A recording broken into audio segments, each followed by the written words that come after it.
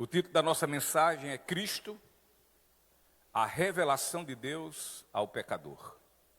O texto que nós vamos apreciar nesta noite encontra-se na primeira carta do apóstolo João, no capítulo 1, do versículo 1 ao 4.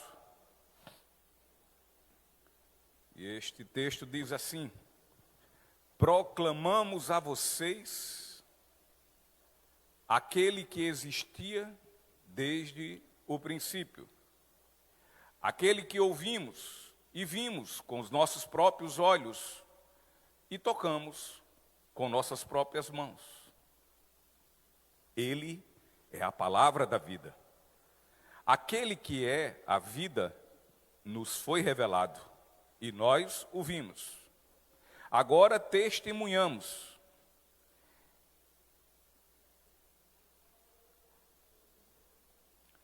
E lhes proclamamos que Ele é a vida eterna. Ele estava com o Pai e nos foi revelado. Anunciamos-lhes aquilo que nós mesmos vimos e ouvimos, para que tenham comunhão conosco. E nossa comunhão é com o Pai e com seu Filho, Jesus Cristo. Escrevemos estas coisas para que vocês participem plenamente de nossa alegria.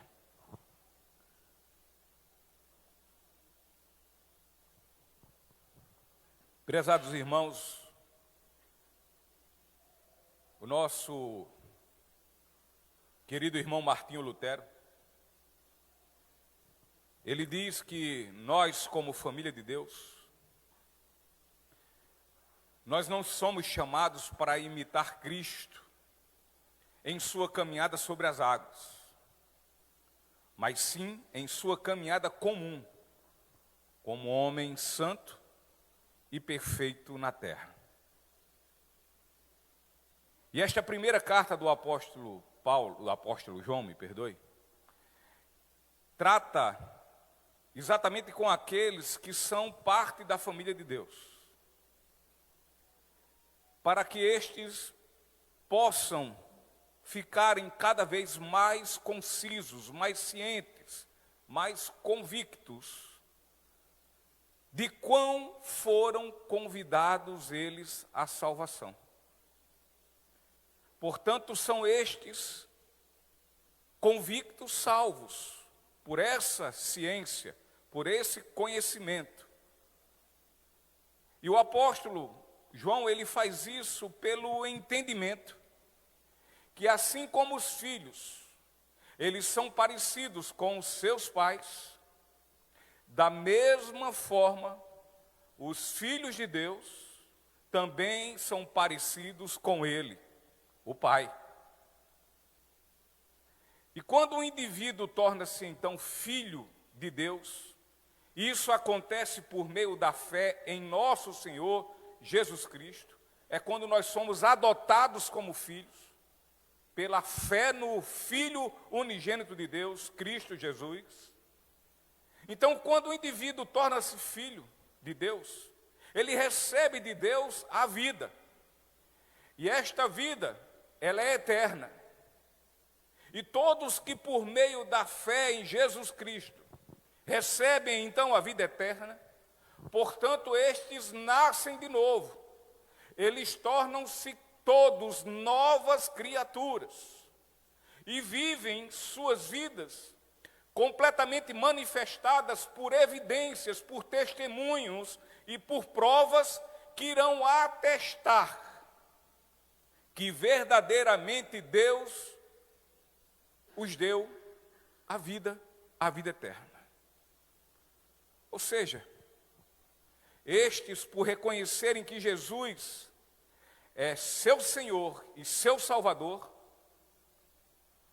estes amam a Deus, estes amam os membros da família de Deus, desta família que fazem parte, e estes se submetem passam a serem obedientes ao senhorio da palavra, e dessa forma caminham todos pela vereda justa e reta que essa palavra nos oferece. Ou seja, estes nascidos de novo, essas verdadeiras criaturas, almejam ardentemente viver, todos eles, abstidos, à parte da prática do pecado. Continuam sendo pecadores, mas eles se abstêm de serem praticantes desta vida de pecado. Eles já não amam mais essa vida, e nessa vida eles não têm mais prazer. Portanto, o apóstolo João, ele escreve esta carta, e escreve esta carta com o seguinte objetivo: o objetivo destes que nasceram de novo, fiquem convictamente certos que de fato eles são salvos. Eles nasceram de novo, eles receberam de Deus a vida eterna, eles receberam de Deus o perdão dos seus pecados. Eles receberam de Deus a absolvição por meio da fé em Cristo. E assim, viverão eternamente. O apóstolo João, quando ele vai encerrando esta carta, lá no capítulo 5, no versículo 13, a sua primeira carta, ele diz assim, ó: eu escrevi tudo isso, vou botar aqui com minhas palavras, mas pode botar o versículo aí. Eu escrevi tudo isso que vocês leram até agora, a fim de que vocês que creem no nome do Filho de Deus, em Jesus Cristo, possam saber que de fato vocês têm a vida eterna. Vocês são salvos. Esta carta, queridos, haverá de trazer clareza a muitos, não são poucos, mas muitos professos cristãos, que mais do que nunca neste tempo presente, pensam eles que têm comunhão com Deus, contudo, só pensam. Na verdade, comunhão alguma existe. Na verdade, eles estão muito longe disso, muito aquém do padrão da glória de Deus. Pensam por conta de suas vidas pautadas, sabe o quê? Numa religiosidade. Pensam que têm essa comunhão e acharem-se, portanto, filhos de Deus, mas na verdade ainda continuam com a mesma filiação que sempre tiveram, ou seja, filhos das trevas, filhos do pecado, filhos do diabo. E nesse texto que estamos por apreciar, estes 4 versículos, o apóstolo João apresenta o seu tema. E o tema que ele apresenta é, primeiro, o Verbo encarnado, Cristo Jesus, revelado por Deus Pai. Os falsos mestres naquele tempo, já naquele tempo, afirmavam que Jesus Cristo, ele não havia encarnado, ele não havia nascido e se feito homem. Mas podemos ver em Lucas capítulo 24, versículo 39, o Evangelho dizendo o seguinte: vejam minhas mãos e os meus pés, ou seja, o Senhor Jesus se apresentando aos seus discípulos. Sou eu mesmo, toquem-me e vejam que não sou um fantasma. Em outras versões diz, eu não sou somente espírito, pois fantasmas não têm carne nem ossos, e como veem, eu tenho. Porque, queridos, se Cristo, ele não é o verbo que se fez carne, Como podemos nós termos sido perdoados dos nossos pecados?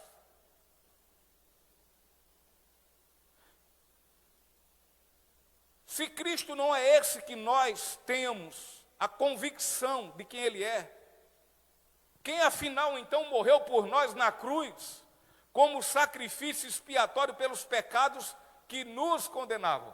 Quem? E João aqui, ele testemunha que ele não somente ouviu a Cristo, como também ele ouviu. Assim como testemunhou juntamente com Pedro, diante das autoridades religiosas do Sinédrio judeu, lá quando eles foram presos, e que eles proibiam que ele falasse sobre Cristo. Ele disse: não, sobre Cristo, aquele que vocês crucificaram e que ressuscitou o terceiro dia, nem se preocupe, eu vou continuar a falar dele. Porque vocês pensam que Deus vai se agradar eu obedecer a vocês homens do que a Ele? Então João explica que nosso Senhor Jesus Cristo, Ele se manifestou e o propósito dele se manifestar foi a fim de revelar a Deus ao pecador e todo pecador que creu no seu nome. Se o pecador não crer com a fé salvífica, este Deus, o Deus Pai do nosso Senhor Jesus Cristo, nunca poderá lhe ser revelado. Ele nunca conhecerá a Deus. Ele pode até ouvir falar de Deus, mas nunca o conhecer.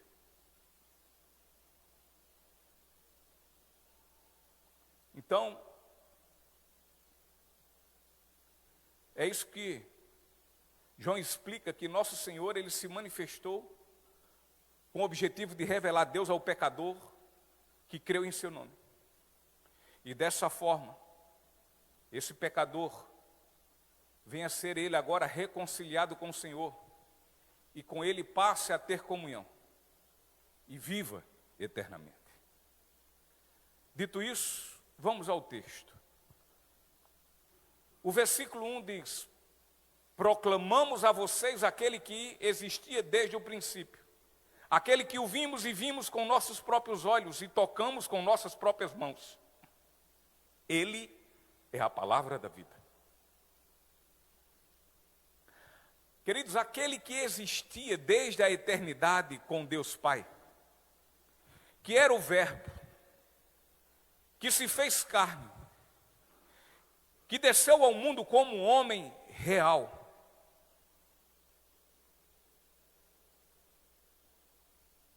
é Jesus. Os apóstolos testemunham da veracidade da encarnação do Verbo. E isto se dá pelo fato deles ouvirem e virem com seus próprios olhos, pelo fato deles terem o contemplado, como também terem o apalpado com suas próprias mãos. Aquele que era o Verbo da vida não tratava de uma ilusão de ótica, de uma miragem, mas de uma pessoa plenamente real num corpo de carne. O objetivo do apóstolo João é apresentar nosso Senhor Jesus Cristo. E assim João volta ao princípio, e não somente afirma que nosso Senhor estava no princípio, mas também que era desde o princípio. E João, ao afirmar isto, ele não quer dizer que Jesus passou a existir somente no princípio, mas que ele existe antes mesmo do princípio, ou seja, Jesus é o princípio de todas as coisas. Portanto, Jesus, ele não foi criado, não foi. Antes ele é o Criador de tudo. Jesus, querido, ele não se originou de algo, mas ele mesmo é a origem de todas as coisas existentes. Jesus, ele não foi algo que que deu, não teve algo que lhe deu a existência.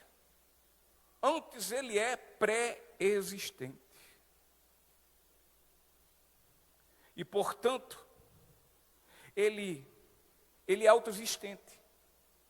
E ser autoexistente e eterno como ele é, são características exclusivas da divindade. E dessa forma, concluímos que Jesus, ele é Deus.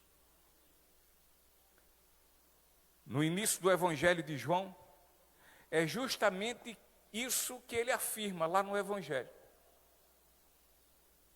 Lá no capítulo 1, versículo 1 do Evangelho de João, quando ele diz: no princípio, aquele que é a palavra, ou verbo, em outras versões, já existia. A palavra estava com Deus, e a palavra era Deus. Então, queridos, Jesus não é um ser criado, como afirma a seita dos Testemunhas de Jeová. Ele não é. Ele não é simplesmente um profeta, como dizem os seguidores do islamismo. Mas Jesus é o Deus Filho. Jesus, queridos, ele é Deus. Ele é eternamente coigual. Ou seja, o Pai e o Filho são iguais num todo, não só em partes, mas em tudo. Eles são importantes da mesma forma, um e outro. Jesus e Deus, eles são coeternos. Eles são eternamente existentes com o outro. E Jesus, ele é consubstancial. Ou seja, o Deus Pai e o Deus Filho, eles têm a mesma natureza. Eles são consubstancial. Jesus é consubstancial com Deus Pai. Então, queridos, Jesus é o verbo da vida, o verbo que se fez carne. Jesus é o começo e Jesus é o fim. Jesus é o alfa e Jesus é o ômega de tudo quanto foi criado. Afinal, tudo foi criado nele, por ele e para ele. E João declara quanto à verdade da ressurreição de Jesus. João afirma ser testemunha ocular com os demais apóstolos, pois ouviram, viram e tocaram Jesus pessoalmente após sua morte e sepultamento. Ou seja, eles afirmam que tocaram pessoalmente no corpo ressurreto de nosso Senhor Jesus Cristo, e, portanto, o corpo ressurreto de Cristo é uma verdade, é real, é realíssimo. Nosso Senhor, ele é o verbo da vida. O verbo da vida que encarnou e que habitou no meio de nós, pecadores. É o verbo da vida encarnado. É o verbo da vida que se fez homem, mas homem perfeito, santo, imaculado, sem pecado. Ele se fez homem e homem perfeito. Se fez homem, contudo, sem deixar de ser Deus, continuando sendo Deus. A encarnação de nosso Senhor não é algo imaginário. Jesus, ele foi concebido no ventre de uma virgem. Desse ventre ele nasceu. Jesus cresceu. Jesus viveu. E Jesus morreu. Mas Jesus ressuscitou. E por fim, ele voltará em glória para buscar os seus.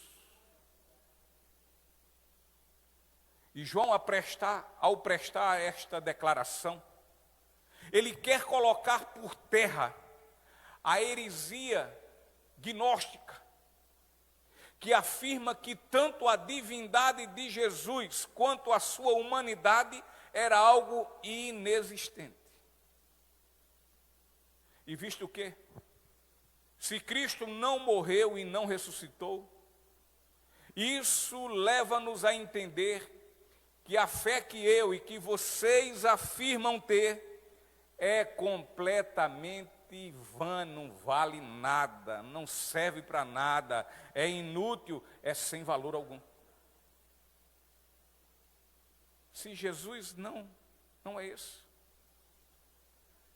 Se Jesus de fato não morreu e não ressuscitou, nós continuamos mortos em nossos delitos e pecados.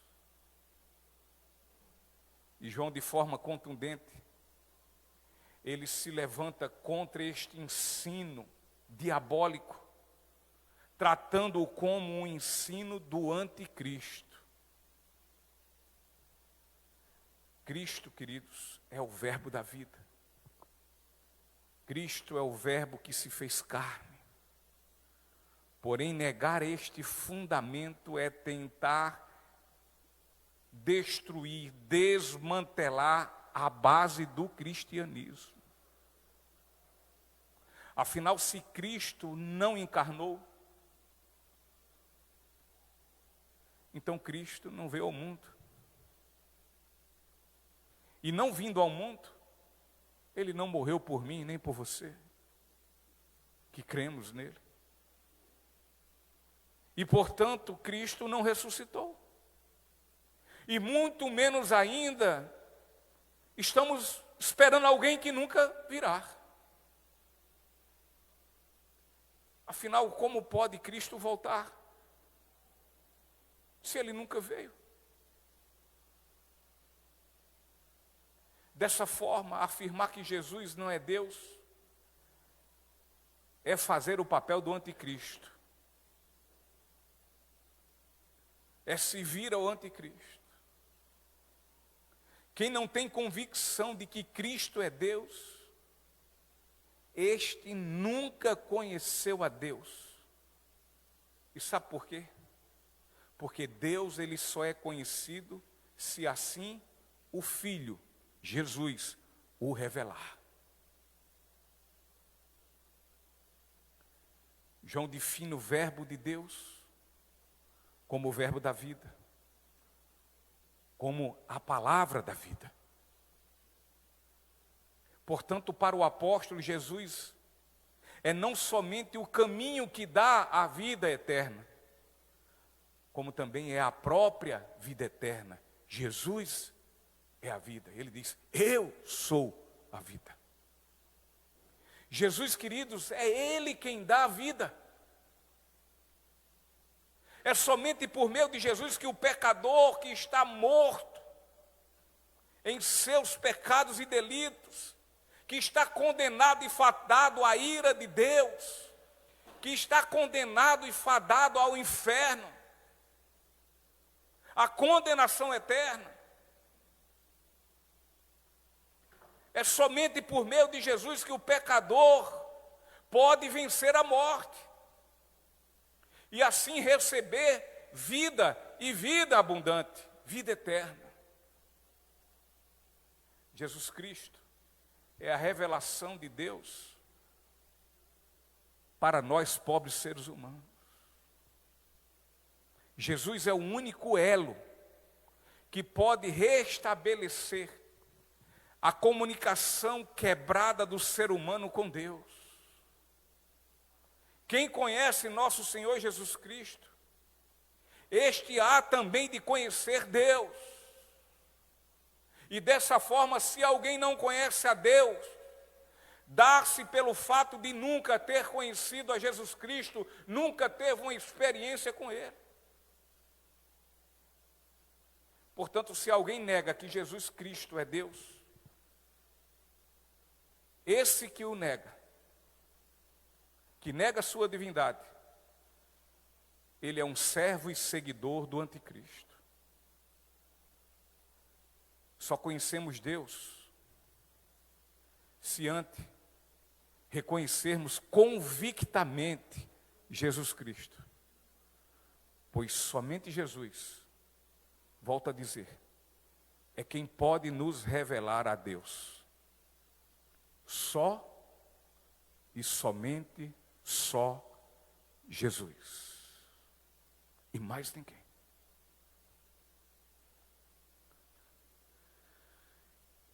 E querido, João já havia falado que o que era desde sempre, ou seja, que o que existia desde o princípio, pôde e foi ouvido, e também foi até tocado com as mãos. Tal relato e ocorrência é algo de sobremaneira maravilhoso, é algo de sobremaneira incomum, e é algo de sobremaneira extraordinário. E agora João, como que cheio de uma indizível alegria, de uma alegria que não se pode expressar, por isso ela é indizível. Ela é uma alegria tamanha que não há como mensurá-la, que não há como dizer como ela é, quando se tem o conhecimento de Cristo e, portanto, de Deus. E dessa forma, João, assim cheio dessa alegria, ele externa este momento nestas suas palavras no versículo 2. Aquele que é a vida nos foi revelado, e nós o vimos. Agora testemunhamos e lhes proclamamos que Ele é a vida eterna. Ele estava com o Pai e nos foi revelado. Então o apóstolo, ele diz que a vida eterna se manifestou. Desde que o ser humano caiu, esta vida manteve-se oculta a ele. Entretanto, agora, esta vida foi reveladamente exposta por meio de nosso Senhor Jesus Cristo. Então, queridos, não há dúvidas que todos nós estamos vivos. Não há dúvidas que o nosso corpo está em funcionamento, o coração bate, pulmão respira, ouvidos ouvem, olhos veem, pernas andam. Porém, a vida que João fala aqui não é no sentido bios, não é essa vida, mas no sentido zoé, no sentido verdadeiro, no sentido de uma vida abundante, que Jesus diz que veio nos dar. Quando ele fala isso lá em João 10, ele diz: eu vim para que tenham vida, e vida abundante, vida eterna. Não é a vida aqui, não é a vida desse coração, não é essa vida física, não é essa vida no sentido bios.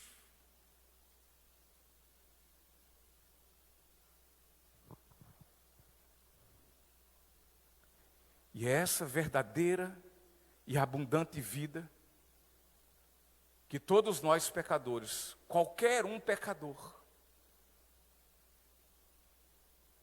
creia ele ou não creia, é essa vida que nós carecemos, que nós necessitamos, que nós precisamos urgentemente. Mas é só Cristo, é só Jesus, o Filho de Deus, é só Ele quem pode nos dar. É só por meio dele que recebemos essa vida. A vida abundante, a vida eterna. Pelo fato de termos tido nosso encontro com Cristo e Ele ter revelado a nós, a Deus.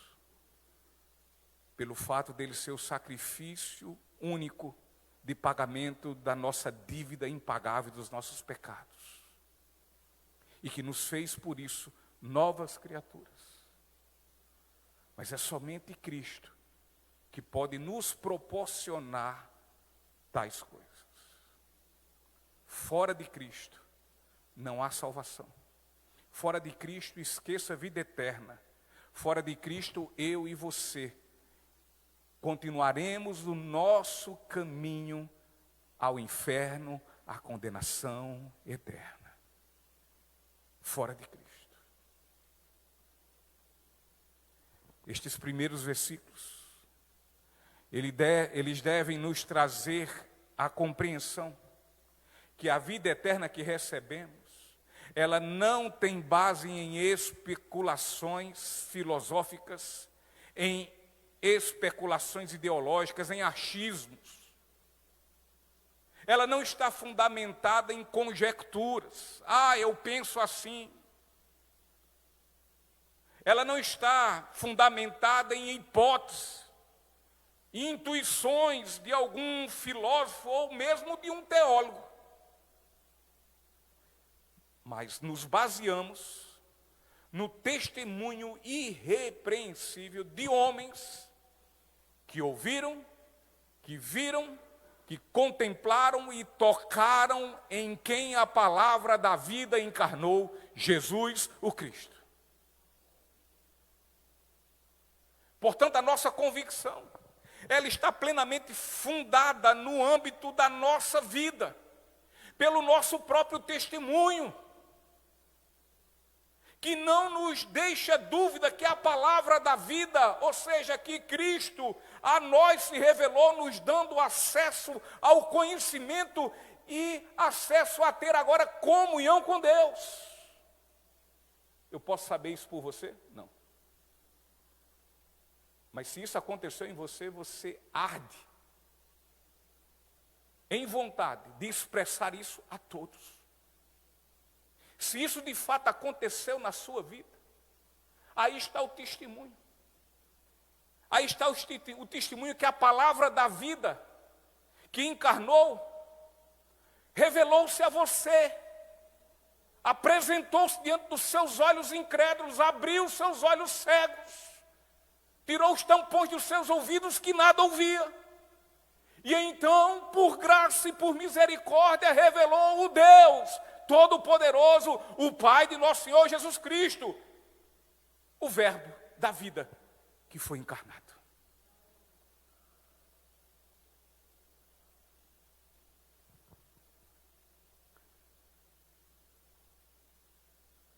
O nosso testemunho, o que Cristo fez em nós. O que Cristo fez em nós, meus irmãos, é a mesma coisa daquele dia que Jesus, ao ressuscitar, apresentou-se aos seus discípulos. E eles ouviram e viram e o tocaram. Com nós aconteceu do mesmo jeito. Nós o ouvimos.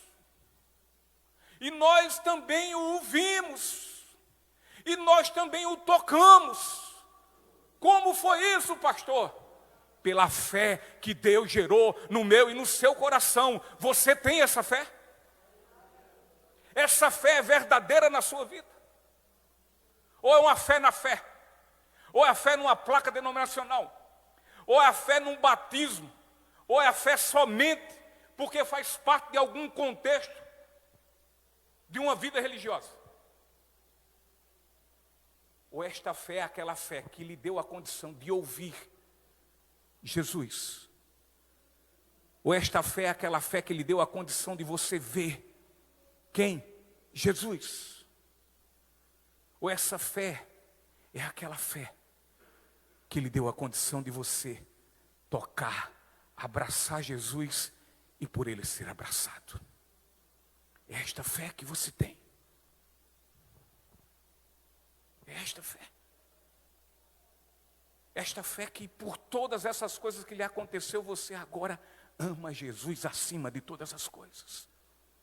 É essa fé que não lhe deixa mais pensar na hipótese de viver longe de Jesus. É essa fé que você tem, a fé que você dá-se por Ele. É a fé que você se prostra ao seu senhorio. É a fé que você se prostra em obediência à sua vontade e não à sua. É essa fé que arde no seu coração. Essa fé.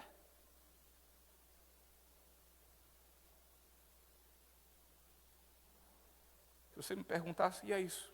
Pastor, o que é que o senhor acha? É essa fé que eu tenho? Não sei. Eu posso ter até uma ligeira impressão. Mas não sei. Mas se você tiver convicção de todas essas coisas, por meio dessa fé que arde no seu coração, não tem quem mude mais a sua mente a fazer outra coisa senão viver para Cristo e morrer para si próprio. É essa fé.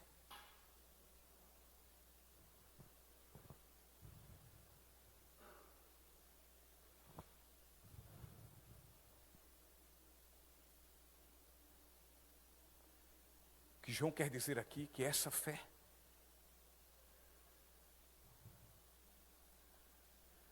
João quer nos dizer aqui que o que cremos não é um sonho, não é uma fantasia, não é uma loucura. É loucura para os outros que não creem. Mas para nós que cremos, não. É poder de Deus.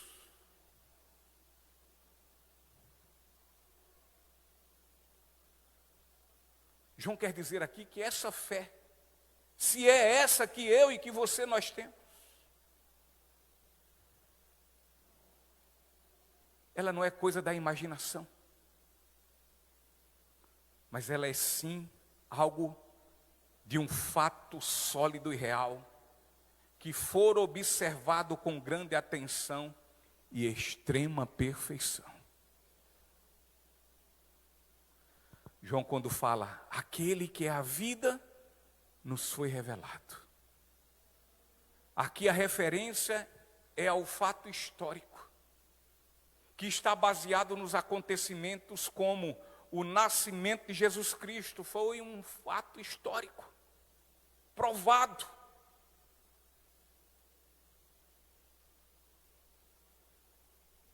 Baseado nos acontecimentos tal como a vida de Jesus, comprovado. O seu sofrimento, comprovado. Sua crucificação, comprovada. Sua morte também da mesma forma como foi dito aqui desse púlpito em alguns domingos atrás, talvez 2 atrás. No seu sepultamento.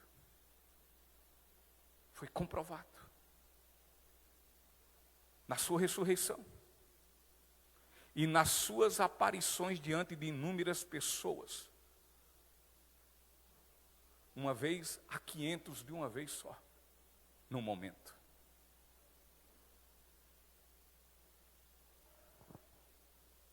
Aqui a referência é um fato histórico. Baseado em acontecimentos.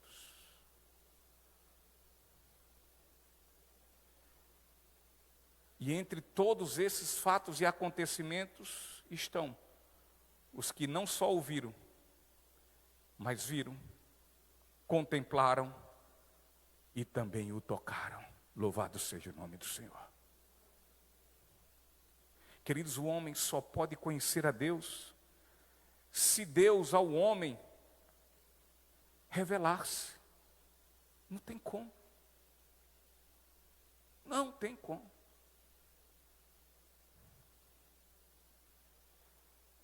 Você deve muito lembrar do seu dia, quando ele revelou-se a você. Foi um dia diferente de todos os outros dias que você tentou até dentro da sua mente, dos seus pensamentos, da sua religiosidade, e tentou conhecer esse Deus, mas você nunca conheceu. Vai haver uma diferença estúpida. Vai ser uma diferença completamente clara. Não vai ter nada semelhante ao dia que você tentava por si só conhecer a Deus e ao dia que Ele se fez conhecido a você. São extremos. Não vai ter nada, não, mas olha, não vai ter, é diferente. É diferente. 2 Coríntios capítulo 5, versículo 18, o apóstolo Paulo diz: e tudo isso vem de Deus, aquele que nos trouxe de volta para si, por meio de Cristo, e nos encarregou de reconciliar outros com Ele. Deus estava em Cristo, queridos. Deus estava em Cristo, o seu Filho, a fim de que por meio dele reconciliasse o mundo consigo mesmo. O apóstolo João teve seu encontro com Cristo, e por meio dele foi reconciliado com Deus. A sua experiência não foi pautada na experiência de uma outra pessoa, mas na dele, na sua própria. Uma experiência ímpar, única, intransferível e indizível experiência. Por mais que você queira relatar como foi, você não consegue. No seu mais profundo conceito, você não consegue. Portanto, o apóstolo João, ele conhecia Jesus não de ouvir falar, mas por ver de fato a sua glória, de senti-lo, mesmo sem tocá-lo. Ser cristão não é só conhecer de ouvir falar,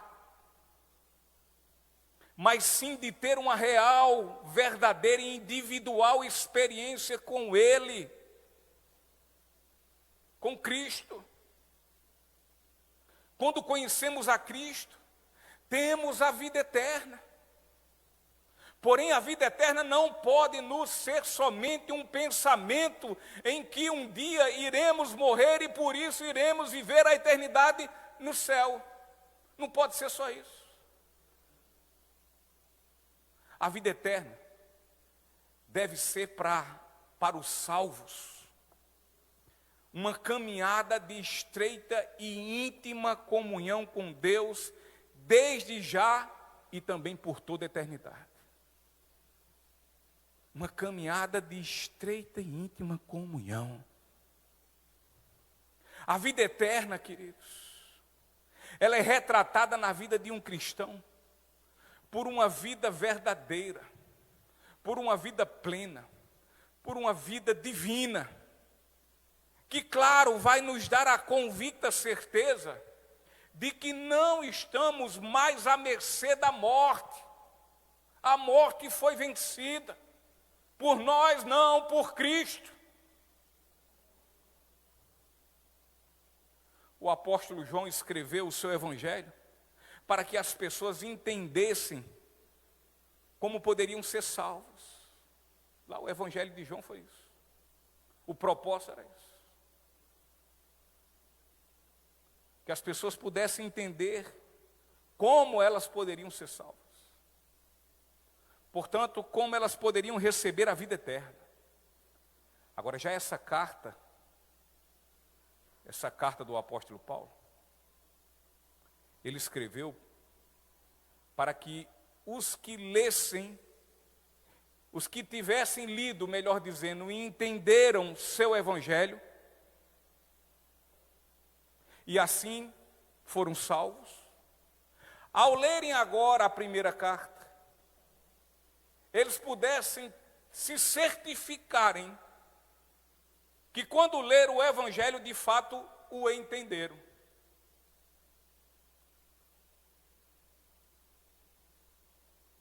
E porque pela fé entenderam, foram salvos. Repito, pela fé entenderam, não é pela intelectualidade entenderam, não. Tem muita gente aqui que sabe falar sobre predestinação, sobre arminianismo, sabe falar sobre a graça de Deus, regeneração, expiação, sabe falar sobre tudo. Tem cabeça, raciocínio, tem intelectualidade, sabe fazer fórmula química, fórmula de matemática, faz problema e tudo mais, e consegue entender, porque vai se explicando o que é. Mas é um entendimento somente intelectual. Não é pela fé. E se não tiver o entendimento pela fé, nunca conheceu Deus. Nunca, jamais. Tem muita gente que já passou pelo discipulado 1, 2, 3, 4, 5 mil, 10 mil, 20 mil, 1 milhão de discipulados. Já leu o livro do mundo todinho. E não nasceu de novo. Sabe tudo. Fica discutindo lá nos WhatsApp da vida, nos Facebook. Porque expujam, porque fulano de tal, porque aquilo.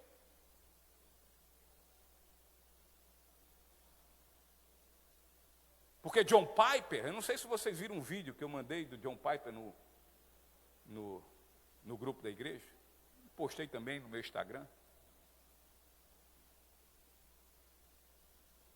Acredito que não, mas talvez poucos, ou pouquíssimo. Mas lá John Piper estava falando sobre esse evangelho, esse que está sendo pregado agora. É palatável? A quem de fato teve um encontro com Cristo, deveria ser palatável, saboroso. Eita, foi tudo isso que aconteceu na minha vida, que maravilha. Como é gostoso ouvir esse evangelho, mostrando o quanto eu fui amado por Deus sem merecer nada.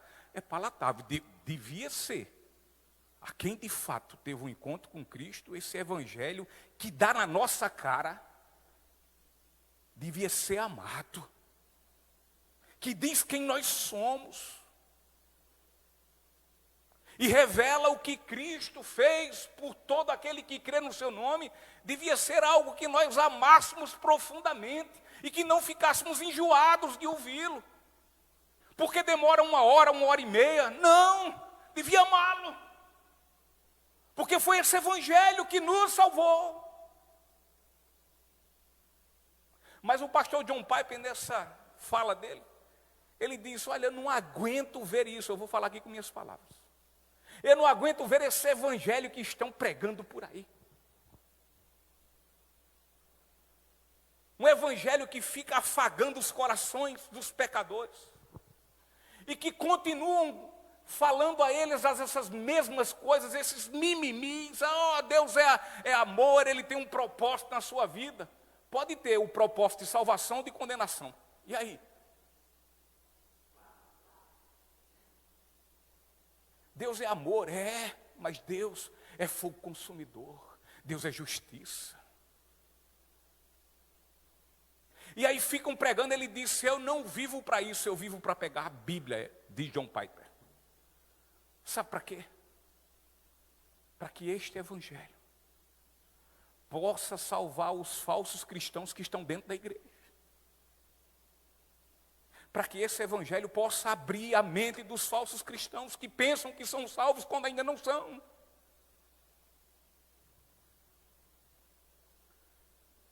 Para que esse evangelho possa abrir os olhos e os ouvidos do joio que está no meio do trigo. Ou Jesus botou a parábola do joio e do trigo só para preencher ali. Não, precisa ter mais algumas folhas, vamos acrescentar isso. Ele falou porque de fato existe trigo e joio. E eles são parecidos demais.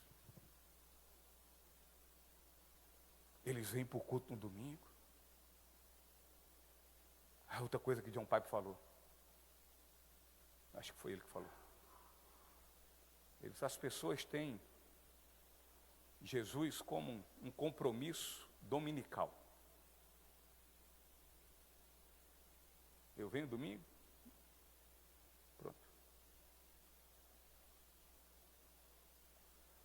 Mas voltando ao joio e o trigo, eles existem. E ele está, o joio e o trigo que o Jesus está falando ali, ele está dentro da igreja.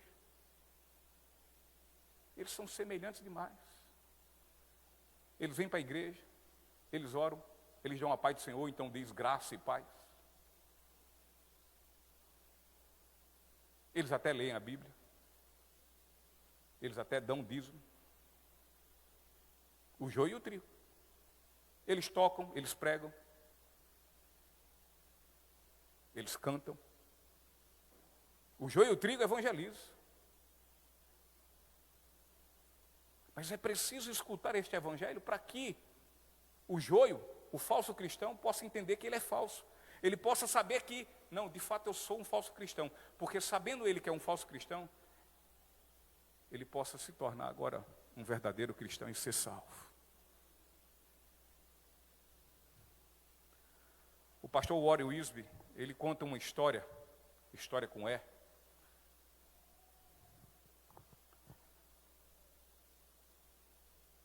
onde ele compara aqui um cristão falso com uma cédula de dinheiro falso. E a história é o seguinte, diz que uma certa pessoa, sem saber, recebeu uma cédula falsa. E então ela vai e segue a um posto de gasolina e manda abastecer o seu carro. Já o dono do posto passa esta cédula para frente e paga o seu fornecedor. O fornecedor pega esta cédula e junta com outras que recebe também, de outros clientes, e leva para depositar no banco, na sua conta. O funcionário do banco, ao pegar aquela cédula, identifica que essa cédula é falsa. E diz, senhor, esta nota é falsa. E eu nem posso depositá-la, mas eu tenho que confiscá-la. Eu tenho que tirá-la de circulação. Podemos entender que a cédula falsa, por onde andou, até pode ter ajudado muitas pessoas, assim como o crente falso. Ele pode ter evangelizado, ele pode ter sido instrumento da graça de Deus na vida de alguém, ele pode ter ofertado para missões, ele pode ter ofertado para a manutenção da casa onde ele faz parte. Então essa cédula ela pode ter ajudado muitas pessoas. Porém, ao fim, ela foi confiscada pelo banco para sair de circulação. Da mesma forma ocorre com os muitos cristãos falsos. Estes podem estar, como falei há pouco, dentro de muitas igrejas, fazendo inclusive até coisas boas. Entretanto, quando chegar no dia do juízo, ele será identificado como um falso cristão e assim plenamente rejeitado. Lembra lá de Jesus no final do Sermão do Monte? Quando ele diz, muitos virão até a mim e dirão, Senhor, Senhor. E Jesus vai olhar e vai dizer, quem é você? Eu, Senhor. Preguei, orei, expulsei demônios, curei em teu nome. E ele vai olhar e vai dizer, afasta de mim, eu não te conheço, aparta-te de mim. O versículo 3 e 4,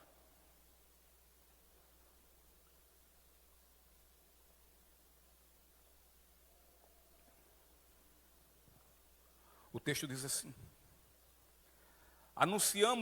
anunciamos-lhes aquilo que nós mesmos vimos e ouvimos, para que tenham comunhão conosco. E nossa comunhão é com o Pai e com o seu Filho, Jesus Cristo. Escrevemos estas coisas para que vocês participem plenamente de nossa alegria. João retorna sua fala do início, dizendo, anunciamos-lhes aquilo que nós mesmos vimos e ouvimos.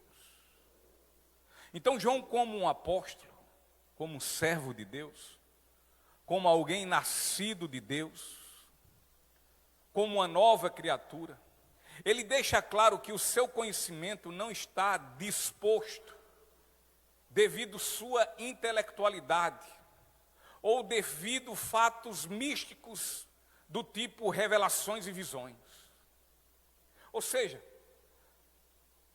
não são estas coisas que o leva ao ministério da proclamação, mas sim pelo que ele viu e pelo que ele ouviu. E ele agora faz parte do ministério da proclamação do Evangelho, daqueles que agora, por serem salvos, são ministros desse Evangelho para a reconciliação de pecadores com Cristo, como um dia nós somos reconciliados porque alguém foi esse instrumento na minha e na sua vida. Isso prova contundentemente, mais uma vez, entre tantas coisas que já sabemos e ouvimos, e o que a palavra nos diz, que Um salvo, ele não vive de frozor na vida. Ele não vive como omisso.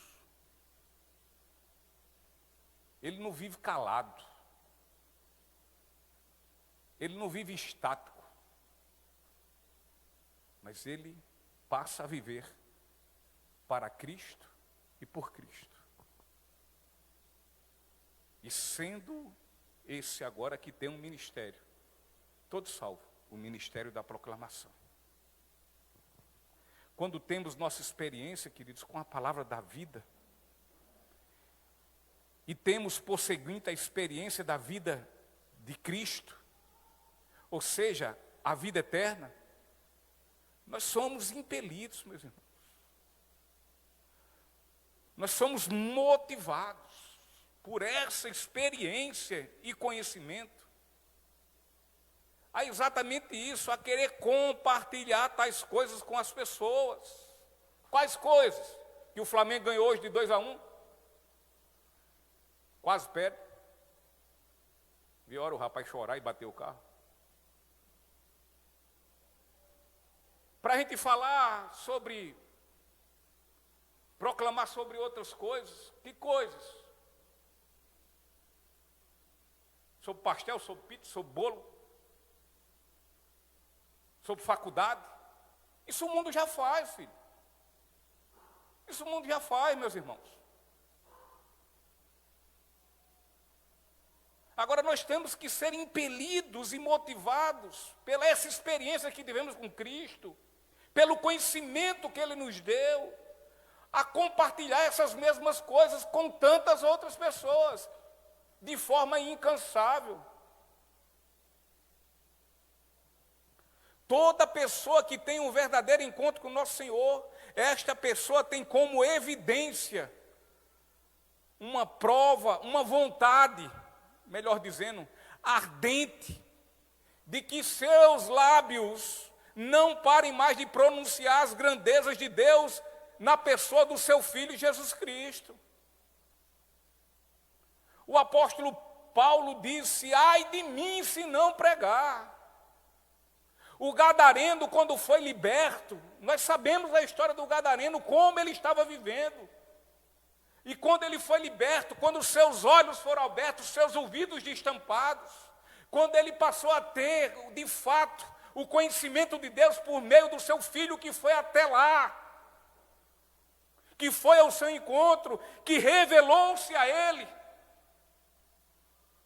Ele saiu para fazer missões, ele foi às 10 regiões dali existentes, a Decápolis, proclamar o Evangelho de Jesus.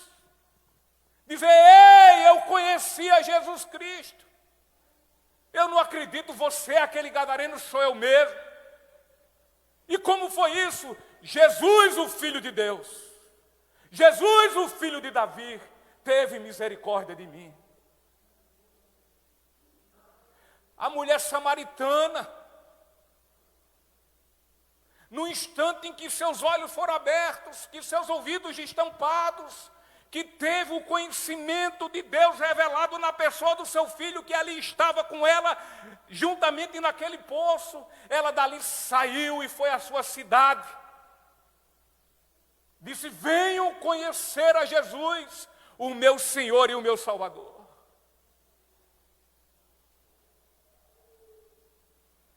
Um pecador. Você é um pecador, amém? Você é um pecador que conheceu Cristo?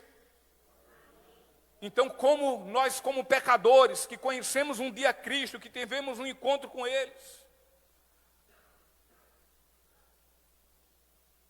podemos comparar nós mesmos a um mendigo com fome, faminto, que encontrou o pão da vida. Nós estávamos para morrer. A nossa alma era faminta, mas Ele nos alimentou com o quê? Com o pão da vida, com Ele mesmo, e nos deu vida abundante, vida eterna. Louvado seja o nome do Senhor. Então ele sai gritando. Ele sai anunciando que encontrou o alimento aos demais que, assim como ele, estão famintos. E está cheio de faminto ao meu redor e ao redor de todos vocês. E sua boca continua fechada. Como pode? E você não fala nada.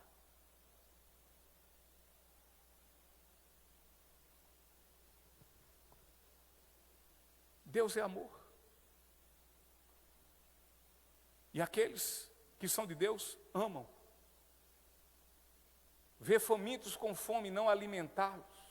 Ver famintos com fome e sede de Deus e não alimentá-los, nem dá-los de beber.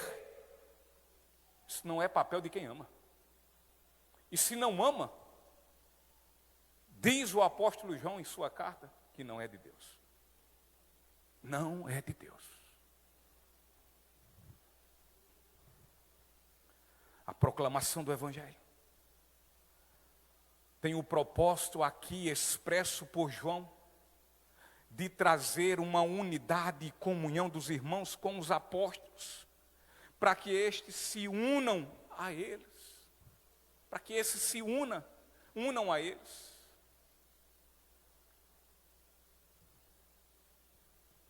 E sabe por quê? Porque estão proclamando do que ouviram, porque estão proclamando do que viram, porque estão proclamando daquilo que tocaram.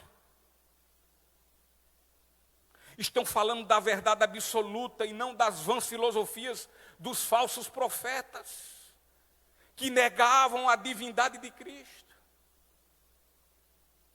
Portanto, a proclamação do Evangelho tem o objetivo de unir a igreja doutrinariamente, unir, para que estes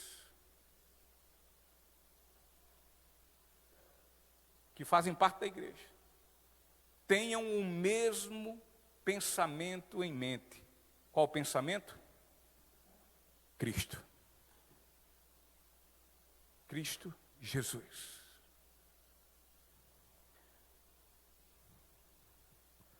Uma mensagem que surte divisão, esta mensagem não é o Evangelho.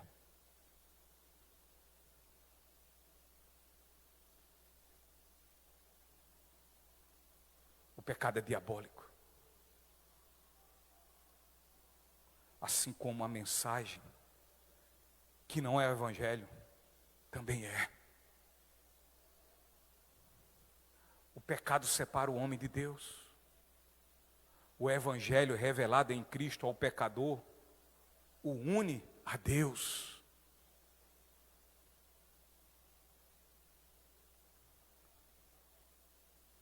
A gente pode fazer muitos tipos de ativismo, viver um ativismo intenso, de várias atividades.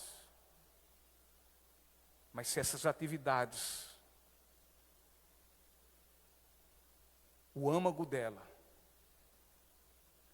a base dela não for a proclamação deste Evangelho, é puro proselitismo religioso.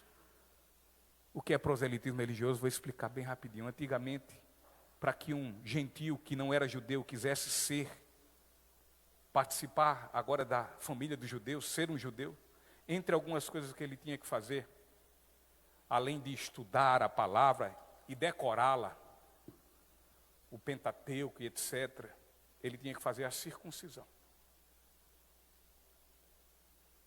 É aquela cirurgiazinha de fimose. Aí, feito isso, decorou, fez a circuncisão, cumpriu algumas coisas ali, agora é judeu. Muitas vezes é o ativismo dentro das igrejas. Vamos fazer isso, vamos fazer aquilo outro. Evangelho fora parte. Evangelho é só um detalhe. Dá ali 10 minutos, 15 minutos, uma reflexãozinha, fala assim, fala assado. Fale que Deus é bom e que o diabo não presta. E aí está tudo certo. Isso é proselitismo. Porque vai fazer isso aqui, pizza, churrasco, não sei o quê, e tudo mais. Aí vai fazendo. E as pessoas vão gostando. Quem é que não gosta? Todo mundo gosta. Ah, rapaz, Ser igreja de Cristo é isso? Eu quero ser igreja de Cristo. Eu aceito Jesus como meu Senhor e Salvador. Só por essas coisas. Um proselitismo religioso. Quando na verdade nunca conheceu a Deus. Porque nunca escutou da sua palavra. E então Jesus Cristo não se revela. E Deus não é revelado a ele. E ele continua morto em seus delitos e pecados. E agora dentro da igreja.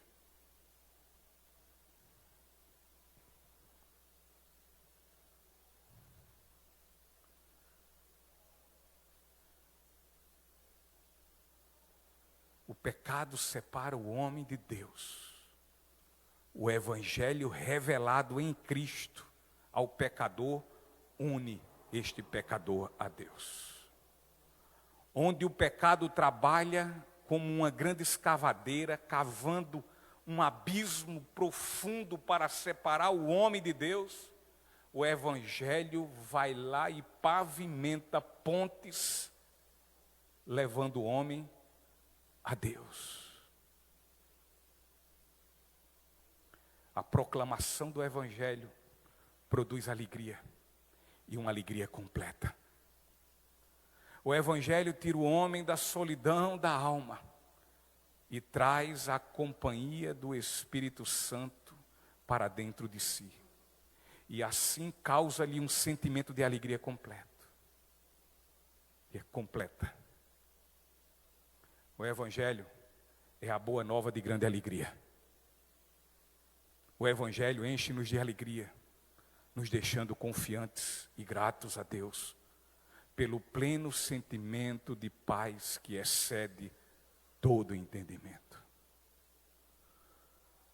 O Evangelho de Lucas, capítulo 2, versículo 10 e 11 diz: mas o anjo lhes disse, não tenha medo, não tenham medo. Trago boas notícias que darão grande alegria a todo o povo. Hoje em Belém, a cidade de Davi, nasceu o Salvador, que é Cristo o Senhor. Cristo, queridos, é a nossa maior alegria. Cristo. O problema de muitos de nós é nos satisfazer com uma alegria muito pequena, rasa. Nosso problema é esse. É que nós nos satisfazemos com esse tipo de alegria. Com a alegria que o mundo quer nos oferecer, mas que passa, que acaba. Cristo é eterno e Ele nos dá alegria eterna. A alegria que Deus tem para mim e para você é uma alegria sem tamanho. É uma alegria para sempre. A alegria, queridos, da nossa salvação é inigualável. Pois um dia haveremos de desfrutar da alegria eterna de glorificar a Deus e também desfrutar da sua inigualável e rica presença, face a face. Louvado seja o nome do Senhor Jesus Cristo.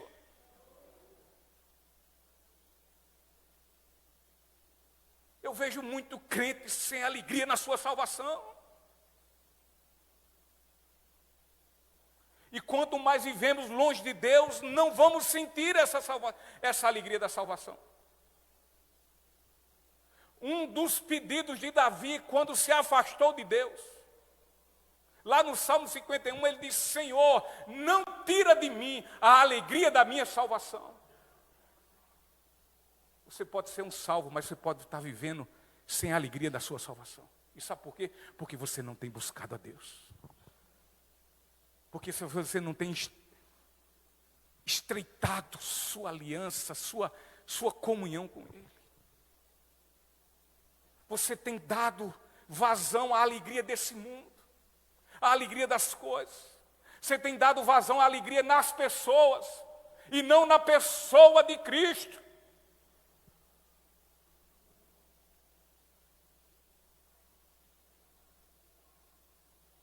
A alegria da nossa salvação, meu irmão, ela é inigualável, é ela quem nos sustenta, é ela quem enxuga nossas lágrimas nessa terra, é ela que nos dá força quando estamos fracos,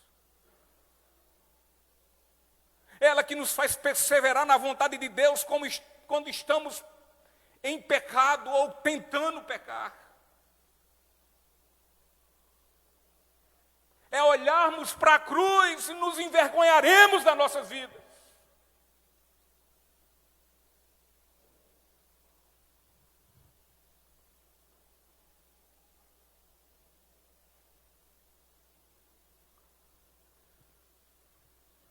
E essa alegria, ela não é fruto de mim nem de você. Não depende 1/1000 de segundo de mim e de você. Não depende do seu poder, das suas riquezas, da sua intelectualidade, e muito menos ainda da sua e da minha presunção. Ela não é fruto de nós mesmos, mas é fruto da nossa vida em comunhão com Deus. E pastor, Salmo 16:11. Tu me mostrarás o caminho da vida e me darás a alegria de tua presença e o prazer de viver contigo para sempre. É somente quando estamos na presença de Deus que pode haver uma alegria pura e duradoura. Pura e duradoura. Não é a alegria que vem das coisas da terra, mas que vem do céu. Essa alegria, ela é incircunstancial. Falamos disso aqui terça-feira.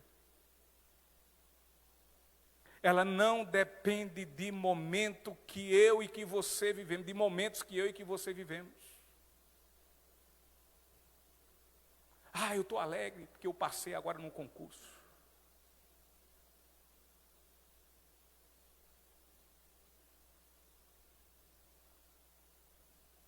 Muitas vezes, a gente não consegue nem passar pelo probatório, pelo tempo probatório. Se acaba. Eu estou alegre agora porque troquei meu carro, estou de carro zero.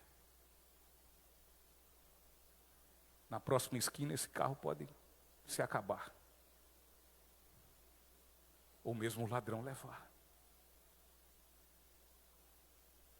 Eu estou alegre porque eu fechei um contrato e estou riquíssimo. O dinheiro se acaba.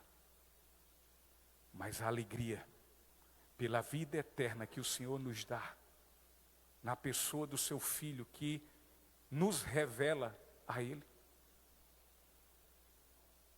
Essa alegria, ela é inigualável. E ela é eterna. Ainda que em meio a circunstâncias ruins, perversas, de dores e de choro.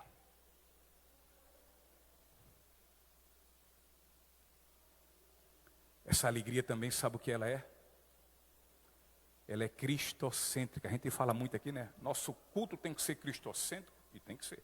A oração tem que ser cristocêntrica, e tem que ser. A palavra tem que ser cristocêntrica, tem que ser.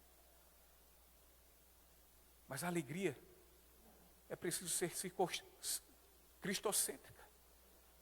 Cristo deve ser a base dessa alegria.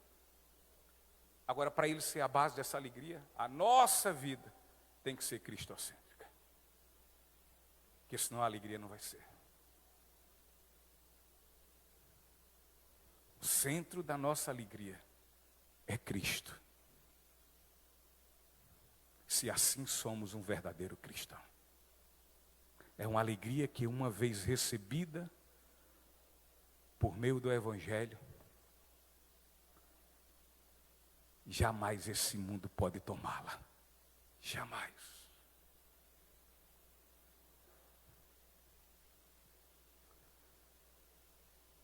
João 16, 22.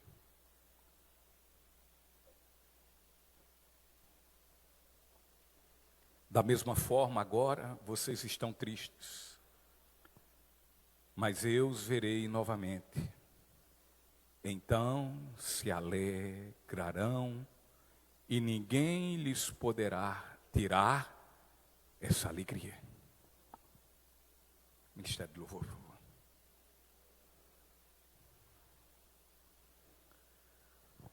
O pecado promete alegria, não promete? Promete. Encher a cara de cachaça, tem um momento em que fica alegre. Cheirar uma carreirinha de pó, tem aquele momento de alegria. Sexo antes e fora do casamento, promete um prazerzinho, uma alegria, não é verdade? Mas é pecado. O pecado promete alegria.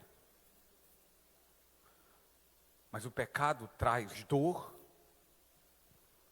traz angústia, traz sofrimento e traz morte.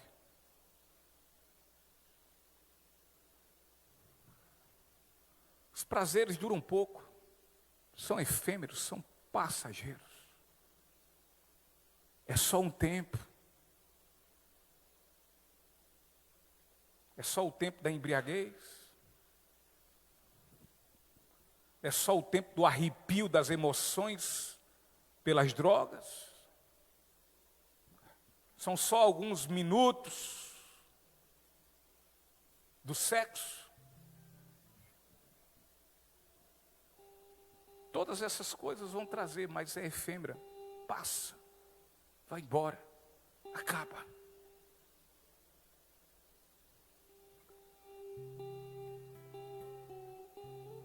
Mas a alegria que Deus tem para aqueles que nele confiam, volto a dizer, a alegria que Deus tem para aqueles que nele, entre aspas, nele confiam, fecha aspas, abre aspas, nele confiam, fecha aspas, nele confiam. Essa alegria é duradoura. Ela dura para sempre.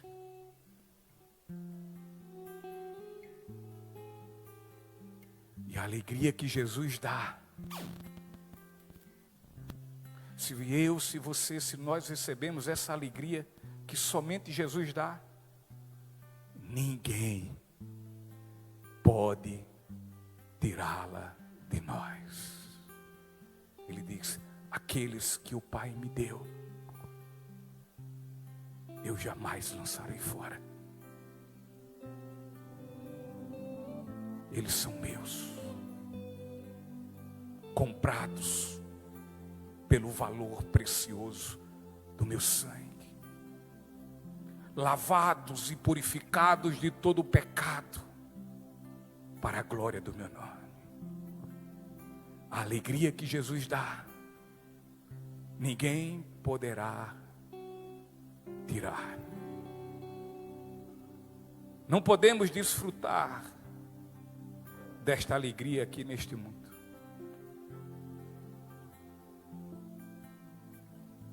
A perfeita alegria, queridos, não é possível neste mundo cheio de malignidade.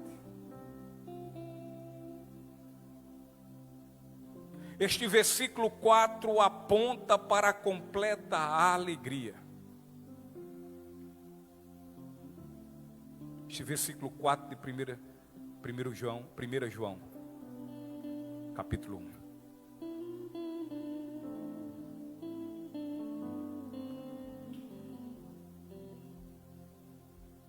Este versículo aponta para a alegria que é eterna. Contudo, aponta para além desta vida terrena. É só quando nossa comunhão com Deus, só quando ela for plenamente consumada, é que iremos desfrutar da completa alegria do Senhor. Mas qual o problema? Qual é o problema se só vamos desfrutar em toda a sua plenitude essa alegria na eternidade?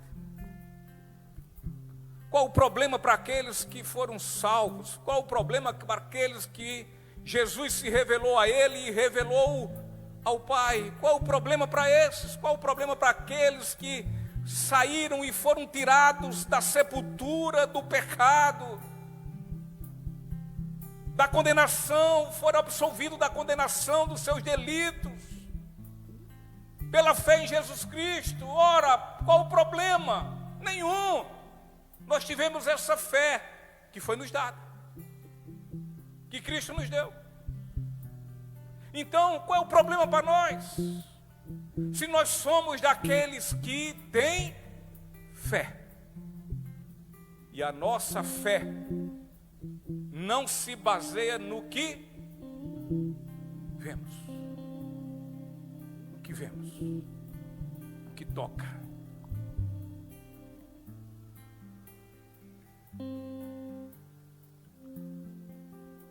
Mas nós temos uma fé que tem seu firme fundamento no que não vemos.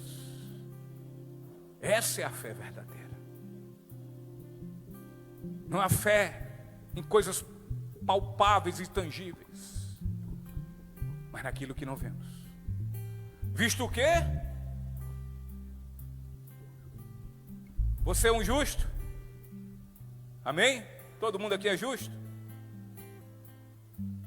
Somos, né? Por quê? Porque somos justos? Não, nós somos injustos. Mas somos justificados por aquele que é justo. E é por isso que somos chamados de justos na Bíblia. E depender de nós, injustos, infiéis.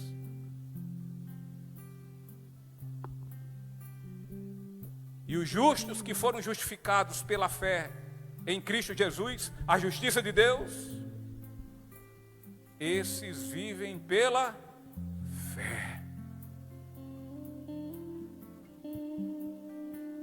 Vivem pela fé esperando esse dia. E vivem pela fé porque um dia estavam mortos em seus delitos e pecados. E agora vivem. Vivem por quê? Pela fé em Cristo Jesus. Já não estão mais mortos. Já podem de antemão pela fé desfrutar da eternidade. Já podem de antemão desfrutar da vitória sobre a morte. Então não é problema para nós. A nossa fé se baseia no firme fundamento que é Cristo Jesus. Aquele que se deu por nós. Aquele que, sendo Deus, veio ao mundo, se fez homem, a fim de consumar na minha e na sua vida, porque cremos, a redenção dos nossos pecados. E porque Ele foi isso, de forma obediente, nós estamos aqui salvos e certos, certíssimos, que um dia haveremos de estar diante dEle, em completa alegria, face a face. Se você crer, dê o seu glória a Deus. Vamos ficar em pé, vamos louvar a Deus.